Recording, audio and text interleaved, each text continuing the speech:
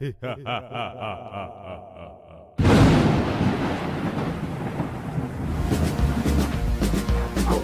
and witches and things that go bump in the night.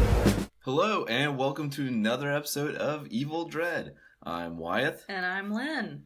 And this week, we're officially in December. We're starting our director's specials. And we are opening up on a personal favorite of Lynn's. Yes, my best friend, my best boy. I'm sorry, I'm yawning. Wes Craven. So I am a huge fan of his work. This week we watched two movies that neither of us had seen. Wyeth watched one and I watched the other separately, and we're going to come together and talk about them here, which is something we've never tried before, and we'll see how it shakes out.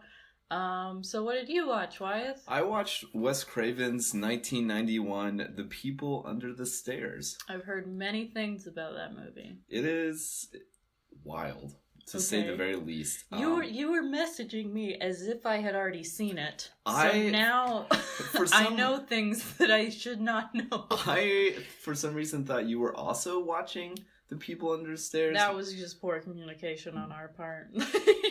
But you actually were watching something else, and you watched... I watched The Serpent and the Rainbow, which is, I believe, late 80s. I'm not sure exact date. I have strong feelings about it. I'm going to let you go first, so we can start on a positive note. Here's where the confusion set in, because you texted me this movie is very racist, and as I was watching my movie, the main antagonists are very racist. Yeah, but I feel like People Under the Stairs is positive. Oh, and, the racists are bad, and so the movie itself is not racist.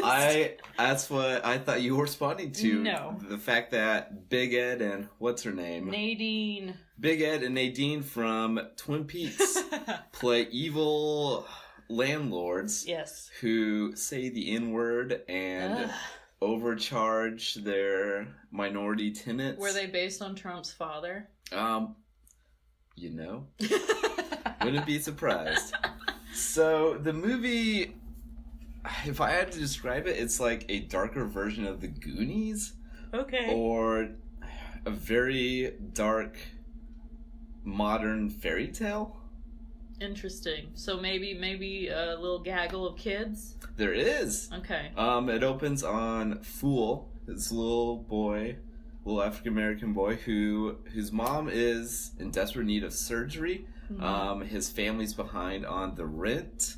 His sister's trying to get into med school. So the odds are stacked against his family since they're living in the inner city, and their landlords are charging them exuberant money for rent.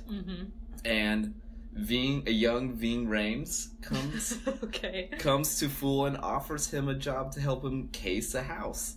And they decide they're going to... For our non-criminal listeners, will you explain what casing means? Case means to check out a house before you rob it. To see when people are going to be home and what the layout of the house is.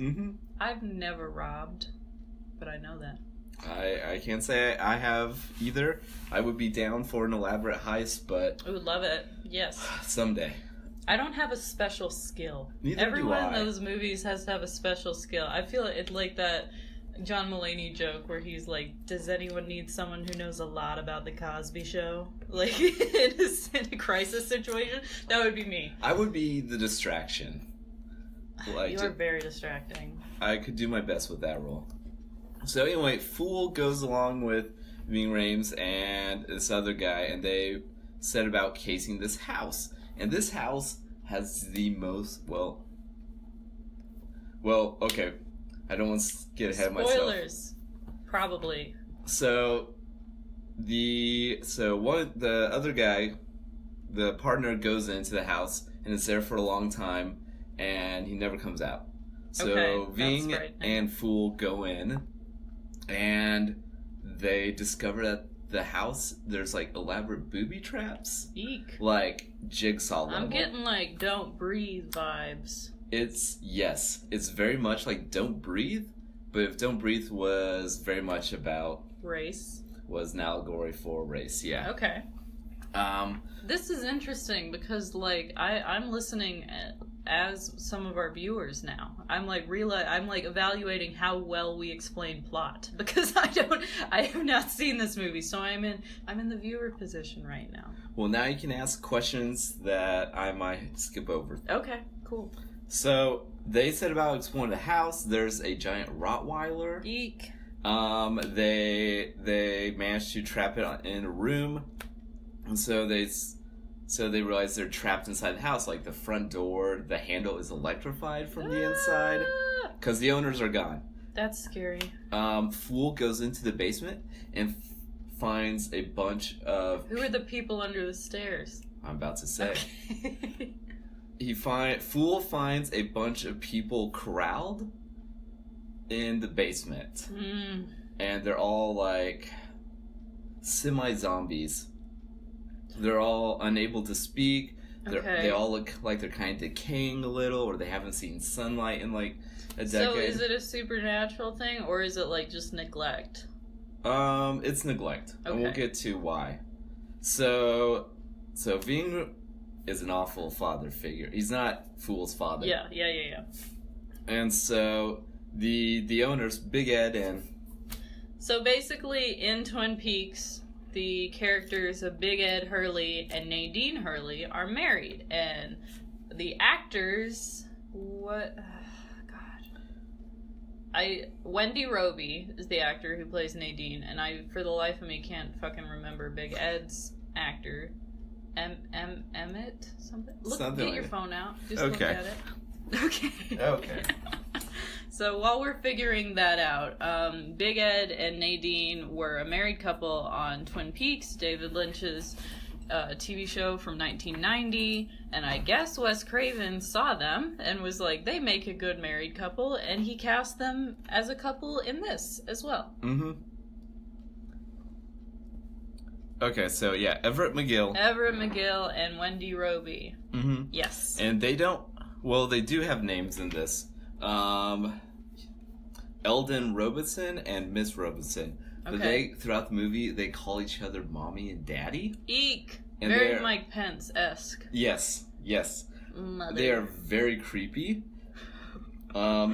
He spends like 75% of the movie running around in a gimp suit. Eek. This sounds real fun. I wish I had watched this movie. For some reason, I thought this movie was going to be like I started it and I thought it was going to be like a PG-13 kind of like... Is it PG-13? No. It's R? Okay. Oh, it's a hard R. Okay. Little kids dropping F-bombs. There's like eviscerations going on. The two things I want in my films. Pretty much. And so, mommy and daddy come home. They catch Ving Rhames and kill him. And the kid is still trapped in the house. Mm-hmm. And the Fool... Unbeknownst to them? Unbeknownst to them initially. Okay. And that's when he discovers that they have a surrogate daughter, a little girl named Alice, who is very much a princess locked away up in the castle. Okay. And that's when the whole movie takes on Fool is the... Mario. Yes. Okay. We'll go with that instead of a knight in shining armor. So is Alice, did they abduct her and make her... Okay. And it turns out that all the people in the basement, the people under the stairs, are all boys who they kidnapped but couldn't control. And so they responded by either cutting out their tongues, their ears, or their eyes, because the house rule is see no evil, hear no evil, say no evil. Oh, that's so scary. So wait, are they saying that girls are easier to control than boys? That's what mommy and daddy Problematic. are like. Oh, these are some deeply evil antagonists. They're more than problematic, is what you're saying. I'm saying, is the movie problematic? The movie isn't problematic because I think it's a great metaphor for inner city, especially minorities trying to struggle against systematic oppression. Yeah. Because as landlords, mommy and daddy revel in overcharging their tenants and saying once the last tenant to go, we can finally have clean people move in. Ugh. And it's horrific. Gross. That's awful.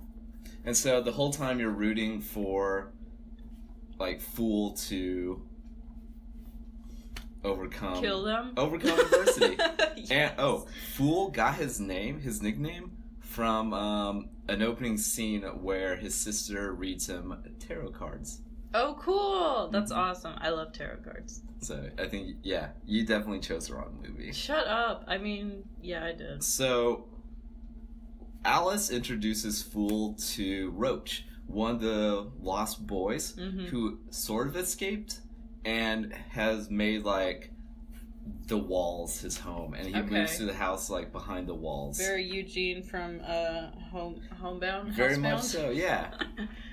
And so, like at the beginning, it's a lot like Housebound, in that you think Roach is a bad guy initially when Fool first meets him, but then it's revealed that he's actually really sweet. Cool. And so the first like 75% of the movie is Fool trying to escape the house, and he keeps getting captured and then escaping Mommy and Daddy, and along the way he learns that Mommy and Daddy are cannibals when he finds Daddy carving up Ving Rhames for dinner. Okay, see, Wyatt was still under the impression that I was watching the same movie, and he texted me, "Didn't expect the cannibal angle," and I'm like, I have something to tell you. You're just ruining a movie for me. And that's when we figured out our issue. So eventually they're Alice and Fool, they're progressing through the house, discovering all sorts of traps, and they eventually are separated, and Fool makes it away with some gold coins. So he's able to get like help for his mom and pay rent and all that. Well, not pay rent because we'll get to that in a moment. Okay. But he comes back to the house to rescue Alice. He sneaks in, and he is very quickly captured because he is a 11-year-old boy. Okay. But then the whole community shows up outside the house. Yes. Oh my god. Like there's like a uprising against these awful landlords, and even from within the house, all the lost boys, they escape and they help Alice take down Mommy, and they help Fool take down Daddy, and in the end they discover the vault of Mommy and Daddy's wealth, and they redistribute it. Yes! A socialist fairy tale. It really is. It is. That's so awesome. The movie ends on all these impoverished people taking back their wealth. That's amazing. This movie sounds really good. And, like, Alice, she's not just a damsel in distress. She gets her own agency throughout the movie, and I thought that was really good. Is Alice black? No, she's white. Ooh, interesting. Okay. That's really cool. That sounds like a really great movie. Like, the plot is great. I thought it was very solid. And the production design on, like, the house is amazing. I love it when... On something like that, it's really make or break. If, like, your entire story takes place in, like, a haunted house, it has to be on point. Yeah. If one of a pet peeve I have of movies, if they take place in the pet peeve is when the house doesn't feel defined. Yeah, like, you can't map it in your head. Right.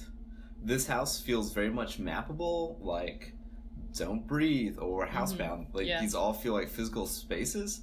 And not just a collection of rooms on different sound stages. Right. And so I think Wes Craven did a great job just, like, working with the set and having it, like, you're always expecting, like, what crazy things going to happen in this room. And so that makes it a lot of fun. Super cool. That sounds rad. Did he write it? Let me check. Because, like, from my experience today, I have a theory about his movies. Yes, he did write it. Okay. Cool. Is there anything else you want to say about the movie? Acting? Good? No? Acting was good. It's like a grown-up version of Goonies. Cool. Like, you told me that it was upsetting to see Big Ed as a villain. Yeah. He's also the villain in Silver Bullet. He's the he's a priest who's also a werewolf, and he's killing people. Ugh. So like, oddly enough, I think Big Ed was like a departure for him as to not playing the villain. But yeah, I love that actor, and he's one of the like most positive, sweet people on Twin Peaks ever. Yeah. He's like such a nice guy, so it's really awful to see him being so frightening. If you were to watch People on the Stairs, you will hear him say all sorts of like deeply disturbing racial slurs. Oh my god. Well, but he was such a good uncle to James. Anyway. Yep. Yeah. Yep. All right, so maybe move on to mine. So yes, I hated this movie so fucking much. Even young Bill Pullman? I'm a Paxton person, not a Pullman person. Why not both? Because Bill Pullman's boring, and also, like, wow, he's so boring. Nothing but respect for my president. Shut up. My president is Bill Paxton. But, yeah. Side note, like, one of the movies that I watched, like, too much as a kid was Casper. Oh, yeah. Like, the mid-90s Casper. So I always picture him as, like, a ghost who, like, a cartoony ghost, like, so Bill Pullman's coming out of his body, spectral to you. / like Christina Ricci's dad. That movie's disturbing. Casper was disturbing. It is. I didn't like it as a kid, and yet I watched it all the time because we had it on VHS. Anyway, not a fan of Mr. Pullman. Quite a fan of Mr. Paxton. R.I.P. Rest in peace. So The Serpent and the Rainbow. It started off interesting, I guess. Mm-hmm. And then 5 minutes in, I was like, this is gonna be really racist, isn't it? But, I mean, it's about zombies, but it takes the zombie approach of being, like, the voodoo tradition. Mm-hmm. Like, the religious tradition of zombies in the Caribbean, which is interesting. It's kind of well-worn territory for horror movies, starting with White Zombie, which was one of, like, the first notable horror movies starring Bela Lugosi, and that's about Caribbean. Yes, Haitians who are, under this kind of voodoo spell to resurrect them from the dead, and they are servants of the living. This was kind of taking zombies back to the beginning because... Yeah, the origins of the zombie. Yeah, pre-Romero. The modern zombie that we see now is from George Romero's imagination, kind of. Like, and that's one of the reasons that he's so influential, is because he basically invented a genre. Like, there were zombie movies before, but they were more grounded in the, like, voodoo tradition than, plague zombies or nuclear zombies or something like that we see today. So Bill Pullman plays a Harvard anthropologist. Red flag 1. Okay. Are you really going to count all the red flags? There would be too many to count. So first scene, he's in the Amazon. Oddly enough, the Amazonian people seem to be speaking Spanish, which, suspect. These, extremely isolated rainforest-dwelling tribes are apparently just speaking Spanish. But, so he, drinks a traditional, ritual drink and hallucinates. Most of this movie, I couldn't tell what was hallucinations and what wasn't. That sounds frustrating. Yeah, very frustrating. And then he's like, I felt a darkness in that forest, in the Amazon that day. The jungle was telling me something. And it's all this, bullshit white interpretations of, people of colors, traditions, and religions. So basically, I'm gonna try to reconstruct this plot, even though I don't know what happens in this movie. I made some bread while I was watching it, nice. So I stepped away, but because I was not on board. Okay, so he goes to Haiti to kind of investigate reports of the dead being reanimated. Interesting, right? Mm-hmm. No, it's not interesting. It is not compelling in the least. There are some cool sequences, early on in the movie, a guy is declared dead and then he's buried and you see a tear coming rolling down his face and he can't open his eyes because he's dead. He's in in-between space. Mm-hmm. So that's really interesting. I wish they would have gone on that. There's, of course, a Black Haitian woman who is a doctor that he hooks up with, who kind of, like, tells him about her culture and all that.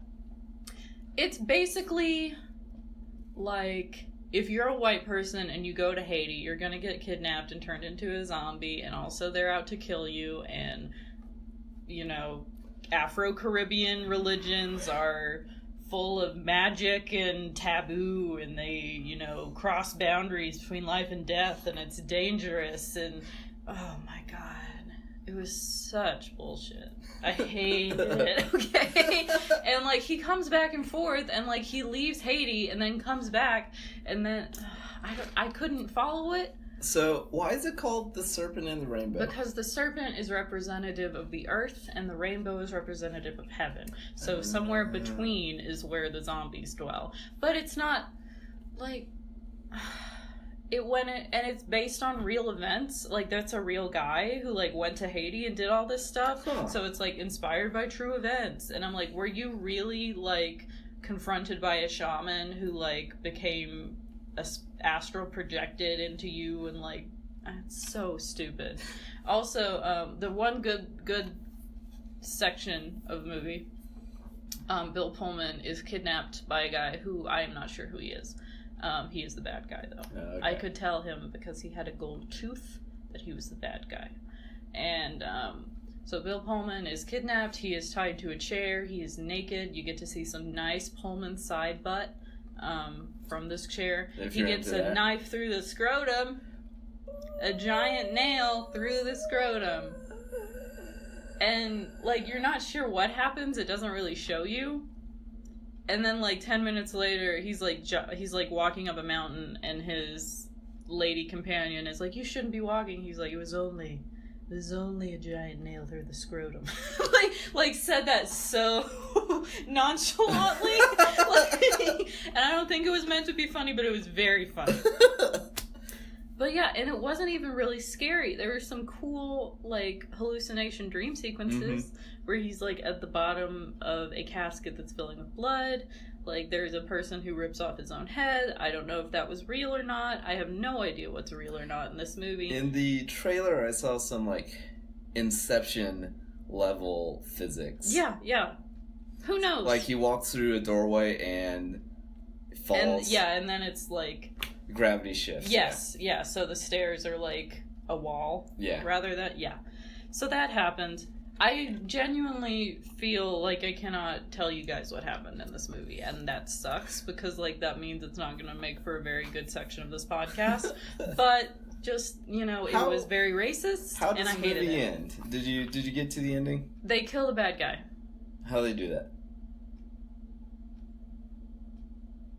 They burn him, and then they stab him through the scrotum like he did to him. So the scrotum stabbing is recurring. Is key to these Haitian rituals. No, they said it was an injury for fear, not for wounding. So it just kind of hurt a little bit, but it wouldn't actually. It would be like to scare him off. I feel like a nail through the scrotum would do more than scare. I don't think testicles were punctured. I think the loose skin was pulled. Okay. And then, yeah. so like getting it pierced. Like getting it pierced by, like, a very large nail that was about maybe 2 feet tall. Put a ring on it. So yeah, a scrotum piercing occurred multiple times in this movie, which I didn't expect. Then the burnt up guy returns back and, like, returns from the dead, and he's all burnt up and shit, and then he gets a pierced scrot, and then Bill Pullman, like, some ghost is helping him, the ghost of a bride? Casper, yes. Yes. This is a prequel to Casper. This is what happens before Christina Ricci and her dad move into that house. But, and then the bad guy is, like, buried magically under a bunch of rocks with the help of this silent bride ghost who has appeared periodically throughout the film. Don't see this fucking movie. I hate it so much. I feel like a terrible host, but I really, it was beyond me. It's beyond my powers. Wow. to describe this movie. I'm sorry that Wes Craven let you down. He let me down. He never lets me down. R.I.P. Wes Craven. Oh my god. This really, I'm trying not to let it mar my memory of him because he truly is one of the most important filmmakers to me and to horror. It's almost as if he was a human being with flaws. That's in his what vision. I'm thinking. He did not write this movie. He didn't? No. He took it was like screenplay by two guys I've never heard of. And I was like, all right, so maybe even Wes cannot roll with a bad script. Maybe he just gotta make that money. Benefit of the doubt for Wes. All so right. I'm very pleased to hear that People Under the Stairs kind of redeemed him in the racial representation area. It's very minority positive. Okay, that's good because this was extremely exoticizing and fetishizing and demonizing of Afro-Caribbean cultures. It's a lot of gerunds. Yeah. It's almost, I feel like I'm writing an essay. Lots of gerunds. But, so yeah, that was my experience this afternoon while I made some pumpkin bread. Now, have you seen most of his works? Not most of it. I've seen the big notable ones. Mm-hmm. So, I've seen Last House on the Left. Ooh. Not a fan. That's fair. Very upsetting. Nightmare on Elm Street, Nightmare on Elm Street 2 and 3. Well, he didn't direct those, but they're like kind of his thing. All the Screams. Mm-hmm. He did Scream 1, 2, and 4? I think he did all of them. He did all of them. Yeah, Kevin Williamson only didn't write 3. Okay. So, yeah. Wes with a good screenwriter is fucking gold, okay? And like, yeah. So, no to The Hills Have Eyes. I haven't seen it. I haven't either. I haven't seen like Shocker or Deadly Friend or any. I haven't seen My Soul to Take, his like next to last movie, which I wanted to see, but I heard it was terrible. Yeah. I haven't heard Music of the Heart, which is his late 90s attempt at drama starring Meryl Streep. Wild. And so while doing research for this Wes Craven episode, I discovered that he did a segment of Paris Je t'aime. Paris Je t'aime, which I watched in a French film class. Mm-hmm. And, well, this movie sounds very interesting because it's a segment movie. Yes. With it's a bunch of short films. Mm-hmm.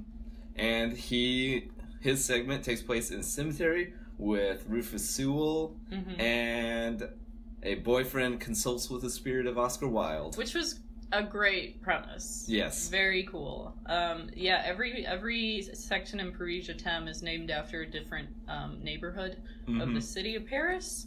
So, and I gotta be real, like, I enjoyed Wes's, but Vincenzo Natali had a short in there that was, like, super Hot Topic, goth, like, Sin City level visuals with Elijah Wood and a vampire lady. And that one was my favorite. But Wes had a good one, true. Yeah, that surprised me. I did not know that. I never pictured Craven really stepping out of the genre boundaries. I mean, he's done a few, oddly enough, but I think he knows what he's good at. So, I watched this, I think it was called On the Lot. It lasted like one season, and it was a Fox reality show that was on when I was in middle school. And it was like a short film competition. I remember that. Yeah, Carrie Fisher was a judge. And they had a guest judge, and Wes was on it as the Horror Week's guest judge. And there was a short film that was like horror from the perspective of a tree. It's stupid. It's not good. And Wes was like... Is it Treevenge? No, oh my god. Wes was like, generally for horror to work, there has to be some threat to human beings. And I mean, I think we've talked about this in class and stuff, but like that's my working definition for horror. And I mean, I think that can apply to things outside of horror, but you can't have horror without that. What, you don't think Watership Down is horror? I've never seen fucking Watership Down. I don't care about rabbits. I don't know. I would argue that those were anthropomorphized rabbits. Okay. But, I mean, that's kind of like, that's what I took as, that's what that is. So, I'm about to say something, And this, you gonna get your our listeners may hear stabbed? Are you gonna make me mad? Well, I hope you don't go that far, but listeners may hear the sounds of you being drawn to fisticuffs. Okay. I saw the original Nightmare on Elm Street, and it didn't really impact me. Okay. I think it's just slashers have never really interested me. Okay. I mean, fair enough. Like, I admit it's very well done, but the idea of like a singular entity as a person, even if it's supernatural like Freddy, just never has hooked me. Okay, I can see that. And you and I have talked about this before, but I think I would have also liked it more if the ending was different. Yes, we have talked about that. Originally, Freddy was defeated at the end of the movie, but they wanted Wes to make it sequelable. So he had him come back, which, as expected, but I do think that's well done. Like, the pulling the mom through the window of the door. Wait, that was the mom? What? At the end of Nightmare on Elm Street, the mom comes out with Nancy and is like, have a good day in school, Nancy, or whatever. And then Freddy's hand crashes through the window on the door and pulls her through the window. Oh, it's been since high school since I've seen that. Do you think maybe it deserves a revisit? I'm not asking you to change your opinion. Honestly, probably. If I'm being honest. I mean, I applaud the Nightmare series for being so inventive. Because, I mean, the blood bed guys are so cool. The gravity switching for a lot of it is really interesting. I remember being freaked out by the scene in the beginning, the initial dream, where the girl Tina. Yeah, she's in the dream and sees a body bag. Yes. And there's things slithering around in it. Yeah. And that always like, ooh, that was creepy. Yes. I mean, I feel like that movie operates on a bunch of different levels of fear. Like being helpless in a dreamscape where you can't really influence what's going on around you. Like, there's a post going around Tumblr, and it's like, I guess I'm too much of a dumbass to lucid dream, because even when ridiculous things happen in my dreams, I'm like, this is normal. So, like, I feel that. Same. But, I mean, but it's a slasher, but I think it does slasher in a really inventive way. And, I mean, no disrespect to you and your opinions or whatever. Also, I think it impacted me specifically as a feminist text, as someone with experience with abuse and post-traumatic stress, because I feel like it speaks to it so explicitly. So I think that's like a personal attachment that I have to the movie, because it's and that wouldn't, You hear everyone. the line, I'm into survival. Yes. In The People Under the Stairs. Really? You hear it on a TV in the background. Oh my god. See, that's when Nancy became my girl. Because she was like, all of the odds are stacked against me. No one believes me that this is happening. No one's gonna help me. So I'm gonna, like, do whatever it takes to survive this and defeat this person who's causing me so much pain and trauma. Which is so empowering to me. I love that concept. I love her. Her and Sydney are my two final girls, my faves. Because... Sydney. From Scream. Okay, and oddly enough, Wes did both of them. Wes, man, it's wild that Wes got to, like, set up and then dunk his own genre. And I think, well, I've argued before in, like, papers and stuff that he is the only person who invented 3 different eras in the horror genre. With Last House on the Left, that was one of the first, like, explicit rape revenge movies, but it was coming out of the 60s, which were very, like, there wasn't a lot of explicit violence. It was very, like, tidy, and there was always a moral to the story kind of thing, or it was like, it was a very taboo breaking movie, nuclear, alien stuff or whatever, monster movies. So that was one of the first, that and Texas Chainsaw, I think, together in the early 70s was like the horrific. You don't have to look to the stars to see something terrible. The horrific happens in your backyard. Women are raped. Women are killed for fun. There's no reason behind it. And I'm not saying The Last House on the Left is a feminist movie. It's definitely not. It was extremely upsetting to watch.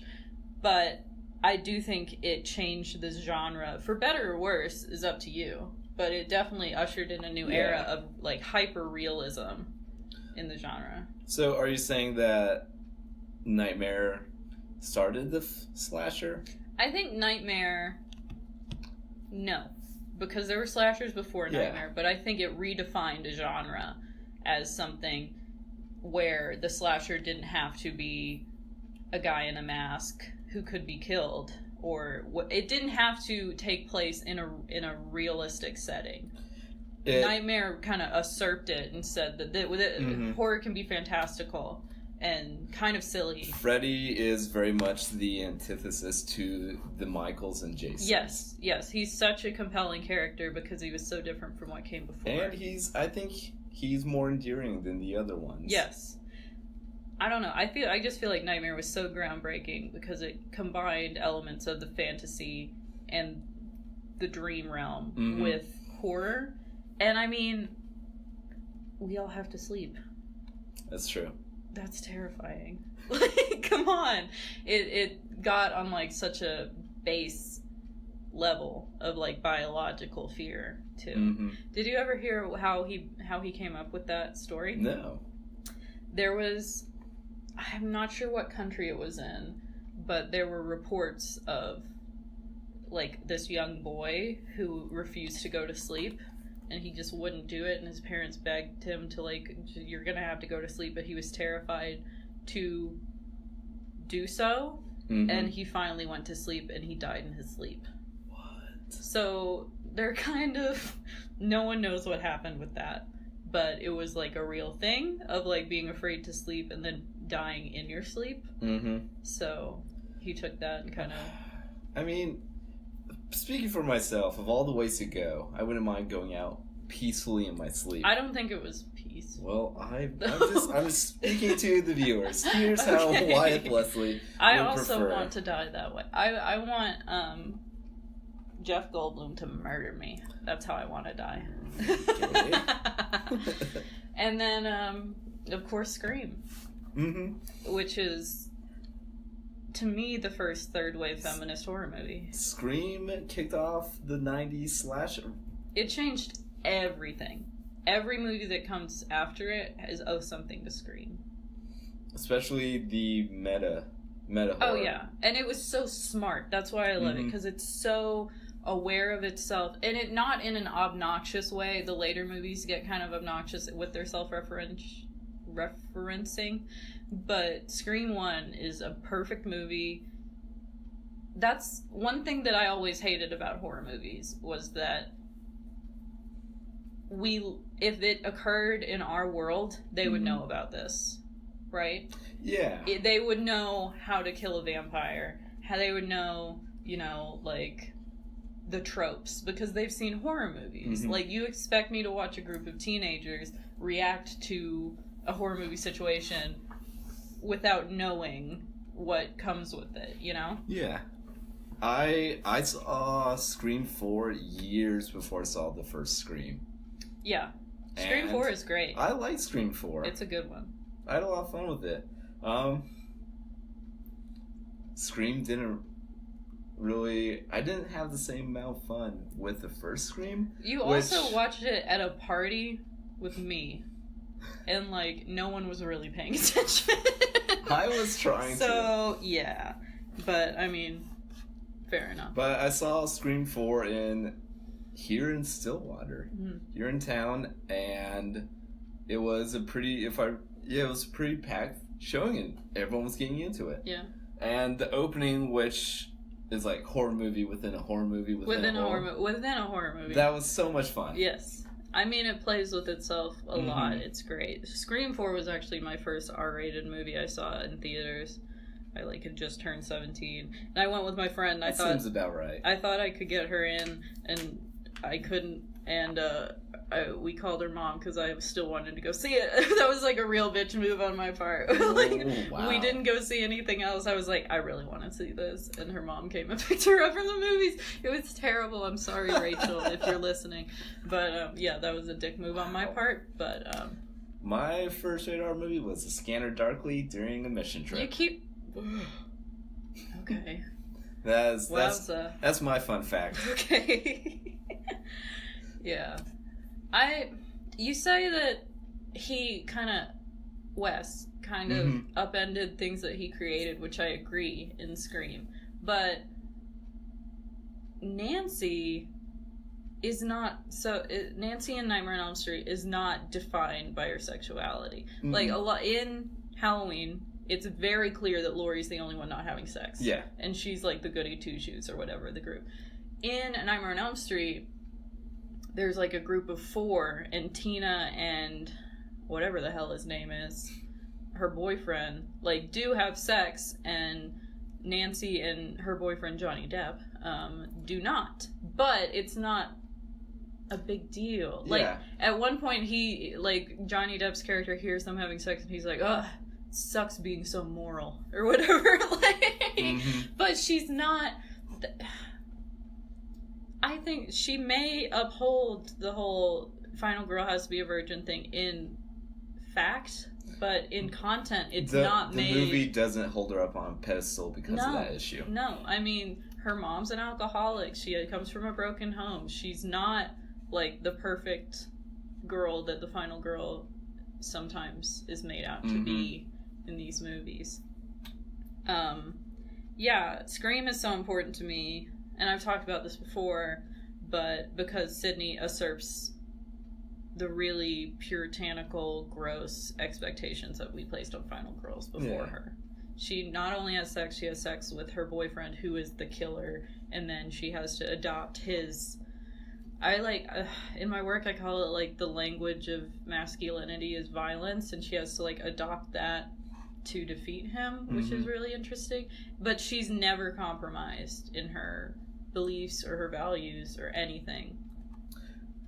Yeah, she's I feel just like a tough bitch. In a lot of movies, like, there's a double standard. Like, men can shoot someone and be considered cool, but if a woman were to shoot first and ask questions later, that would be like, whoa, what?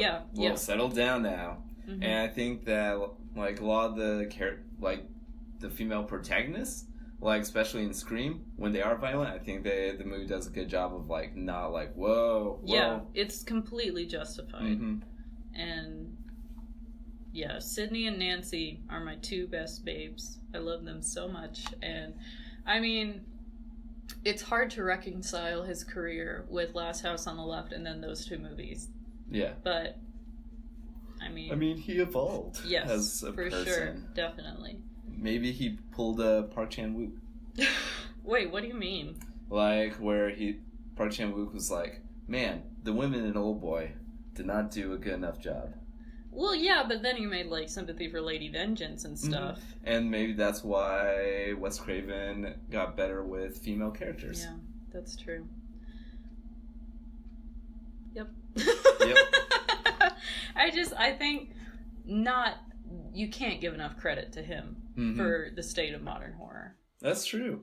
His death caught, like, even though I've never... It's a big deal. Yeah, it caught me off guard. Even though I was never, like... He's not one of, like, my idols. It was still very sudden. It was, like, right when I was getting into his work. I had already loved Scream, but I saw Nightmare on Elm Street at a free Halloween screening on my college campus at the student theater. And I'd never seen it before, and I came out and I was like, I don't know if I liked that. I don't know. I'm just thinking a lot of thoughts right now. And like, I was like, all of that means something. I need to figure it out, you know? And I mean, I figured out what it meant to me. But I remember hearing about him dying because it was the night.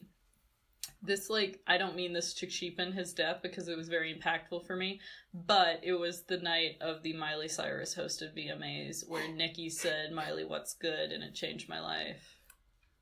What? Come on! Miley Cyrus, Nicki Minaj, VMAs feud, 2015? I got nothing. Come on. Okay. Well, Nicki Minaj got up, accepted an award, and said, "Miley, what's good? Like, quit talking shit about me in the press." Like, on stage. Anyway, that was a very big deal. Wyeth obviously is not gay, or else he would know about this, because it changed all of our lives. But, Except mine. Yes, so... Other things about Wes? Did you ever see New Nightmare? I've always wanted to. No. Like, the whole concept of Freddy being an actual entity. Yes, like coming after Wes and like Heather Langenkamp. Yeah, that's very funny. So he had his hand in some meta media before Scream. So New Nightmare was before? Yes. Okay. Definitely. Okay. We need to. I feel like, wow, I can't talk tonight. I feel like instead of Serpent in the Rainbow, I should have watched Vampire in Brooklyn with Eddie Murphy. I've always heard that's a fun one. Yeah, and Angela Bassett as like wow. the babeliest vampire lady ever. Nice. Yeah, so I should have watched that. Man, regret. You chose poorly. I mean, it was whatever the hell I didn't have to pay for. My parents have Stars, so I picked the one I could stream. I did sign up for a free trial of Stars, which got me this movie free. Okay, cool beans. Now you can watch Ash vs. Evil Dead. Oh, I can. Yes. All right. Anything else about Wes? I mean, he's very important to you. He is. I feel like you should give the final stamp on Wes. I think there are hits and misses in his career, but I don't think anyone I feel like his name should be up there with Hitchcock and Spielberg as the most important directors of the 20th century. I can agree with that. I mean, in terms of populism, I'm thinking like Spielberg and Hitchcock, they're not my favorite, but I feel like he contributed so much to the genre of horror and to cinema in general. He made not one, not two, but 3 iconic movies in 3 different decades. Adjusted his narrative to fit changing cultural context of feminism and women's rights and race. I think he was just a very accomplished director and writer who was extremely smart and knew how to scare people, but also knew the psychology behind that. Like in the horror community, he's a titan. He's big. It's him, Carpenter, Toby Hooper. There are other big ones. But him and Carpenter, really. Because the guy who directed Friday the 13th, whatever. But him and Carpenter are the 2 big ones. And they're maybe Cronenberg. I don't know, he's a little more niche. Yeah, he's got one foot in horror, one foot in art. Yeah. I mean, I feel like some of the stuff that Craven and Carpenter did was art, but that's just me. So yeah, we're kicking off Directors Month with a bang. The real bang. Okay. Well, do you have a recommendation? I do. This is a personal pick for this week. I have a new podcast called Switchblade Sisters. Not me personally, but I've been listening to a new podcast called Switchblade Sisters, and a woman critic from the LA Times, I believe, interviews female movie makers about the movies in the genre of horror, action, sci-fi that inspired them to make genre films of horror, action, or sci-fi. Oh, that's so cool. Yes, it's amazing. Tell me about some of these episodes. So, it's only like 2 or 3 episodes in. It's very new. The first one was Karin Kusama, who directed The Invitation, and she talked about Catherine Bigelow's Near Dark. Oh, wow. And it was great. And they talked about being women in the industry and how important it is to see women creating horror and this specific perspective that we have on horror that is different from men's. Her new movie has quite the cast. I know. Shaping up. Nicole Kidman. Yeah, she's directing Destroyer. Yes. Shoot, who else? Scooty McNair. What? Yeah. What? Scooty McNair. That's his name. Scoot McNairy? That's it. Dear God. Scooty Scoot McNairy? Oh my God. It wouldn't be an episode without one of those, so I'm glad it finally happened.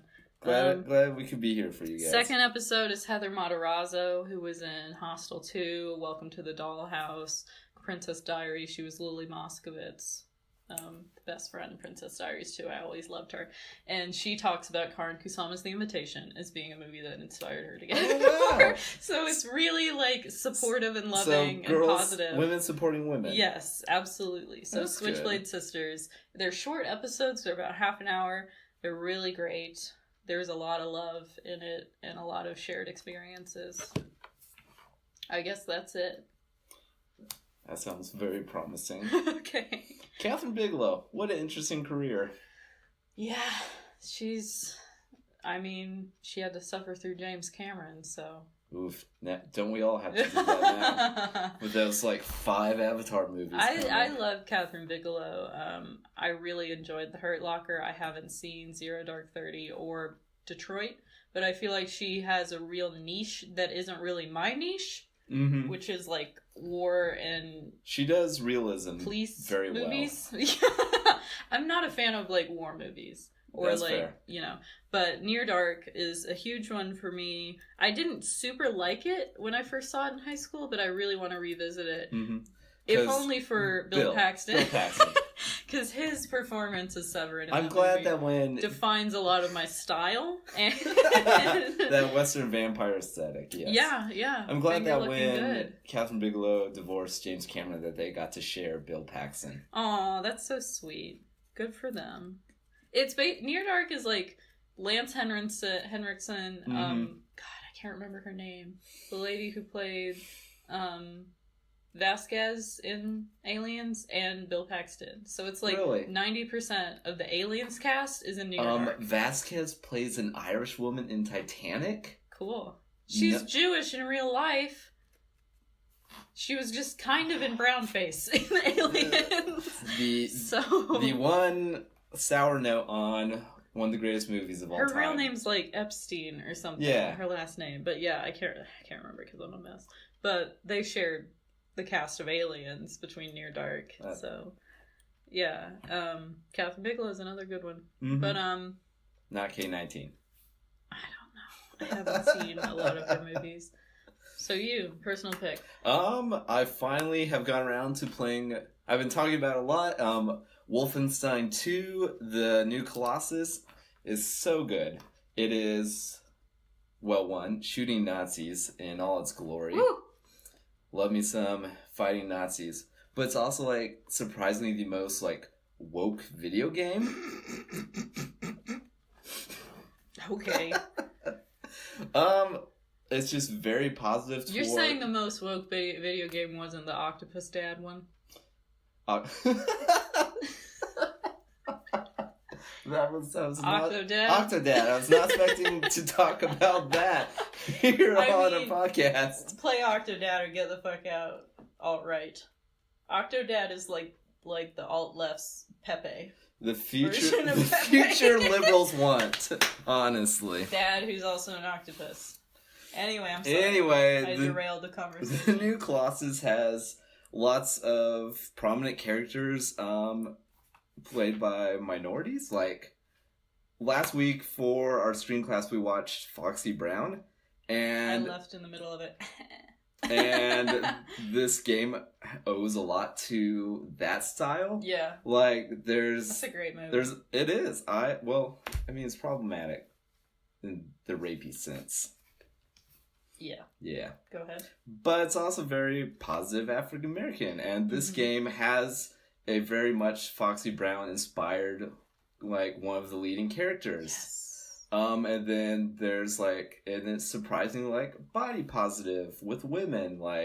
There's women's of all sizes, and they're all treated with respect. Women's of all sizes. There's women. I did not say women's. You did. God. Sir, I would like you to check the record. You did not perjure yourself. Well, maybe we'll see what I edit. Yeah, it's a very positive Nazi fighting game. Cool. Everyone gets in on that Nazi scalping action. Well, if one thing should bring us together, it's being anti-Nazi. It's true. It should. But you had a real, progressive plate of media this week, didn't you? People Under the Stairs in People on this game? Stairs, Wolfenstein, yeah. Awesome. Out here fighting the man. I had one that Through was media. decidedly problematic, but Oof. I'm glad I watched it so I can never watch it again. But that has a hard X in the Craven canon. Yes. Okay, I have a question. Shoot. Okay, so there have been some things running around Twitter that were like, what's your favorite moment of a movie this year? And stuff like that. So I wanted to ask, Ooh. what's your favorite moment of horror this year? Oh, horror? Yes. The ending to Get Out was really good. Nice. Solid pick. Oh, shoot, I'm trying I know it's hard. to think of all the movies that we. What else? I'd like it came out in 2017. I got it, hands down. Pennywise dancing. Okay.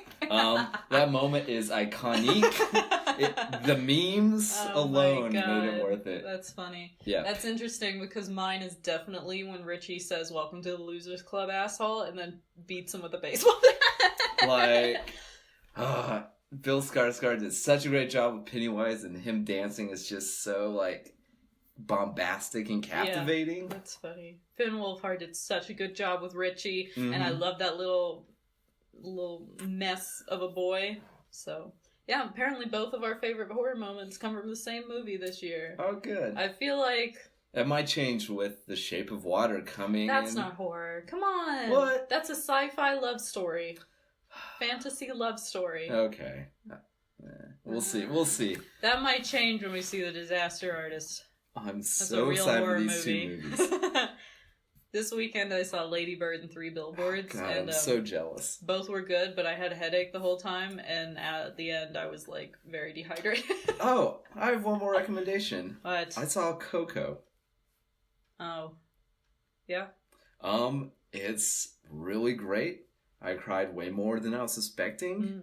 The afterlife in that movie is just so good looking. Like, Pixar did a wonderful job with just the aesthetics of Dia de los Muertos. Okay.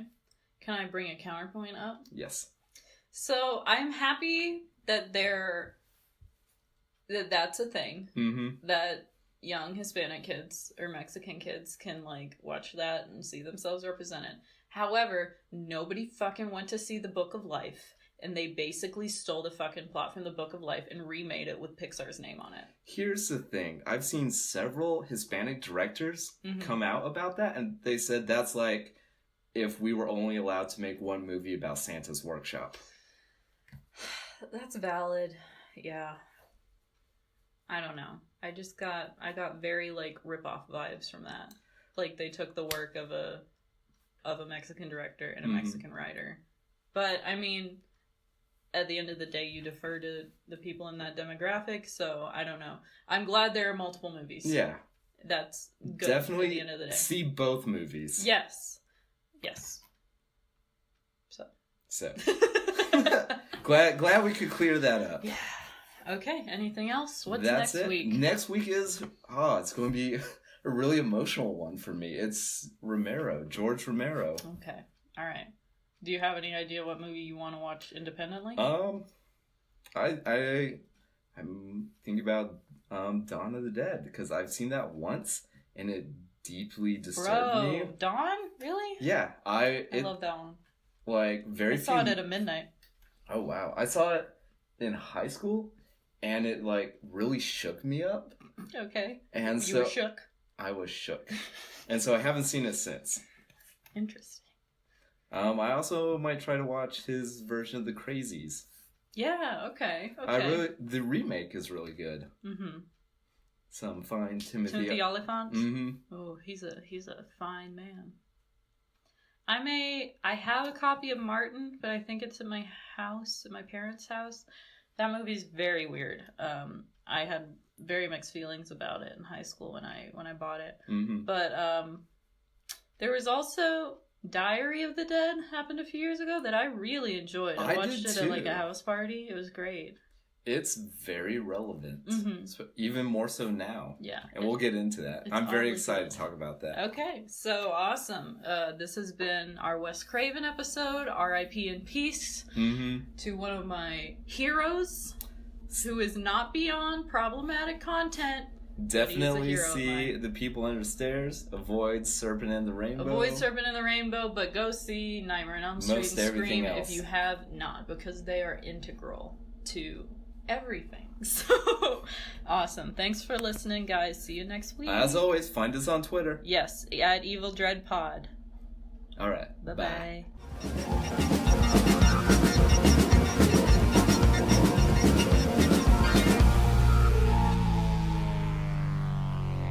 Keely behaved like a man demented, obsessed, utterly lost.